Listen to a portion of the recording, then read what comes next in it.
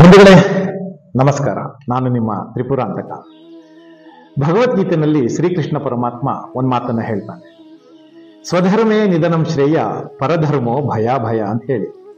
ಇದರ ಅರ್ಥ ಇಷ್ಟೇ, ಭಗವಂತ ಪ್ರತಿಯೊಬ್ಬ ಮನುಷ್ಯನನ್ನು ನಿರ್ದಿಷ್ಟ ಕಾರ್ಯಕ್ಕೆ ಅಂತ ಸೃಷ್ಟಿ ಮಾಡಿರ್ತಾನೆ.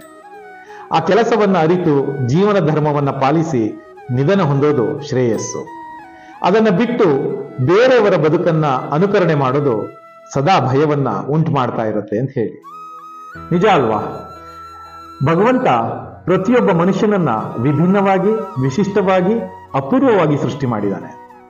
ಅದಕ್ಕೆ ಸಾಕ್ಷಿ ಒಬ್ಬರ ಬೆರಳಚ್ಚು ಬೇರೆಯವರಿಗೆ ಹೋಲಿಕೆ ಆಗೋದೇ ಇಲ್ಲ.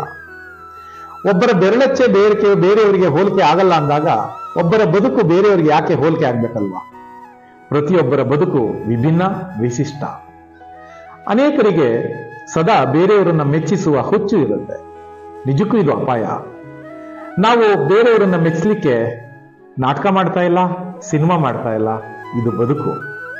ಬದುಕು ಅಂದ್ರೆ ಅದು ರಿಯಾಲಿಟಿ ಶೋ ಅಲ್ಲ, ರಿಯಲ್ ಶೋ. ಹಾಗಾಗಿ ನಮ್ಮ ಬದುಕಿನ ಗುರಿ, ಉದ್ದೇಶಗಳನ್ನು ಅರಿತು ಅದಕ್ಕೆ ತಕ್ಕ ಹಾಗೆ ನಮ್ಮ ಬದುಕನ್ನು ರೂಪಿಸ್ಕೊಳ್ಳೋದು ನಿಜಕ್ಕೂ ಒಂದು ಒಳ್ಳೆಯ ಜೀವನ ಧರ್ಮ.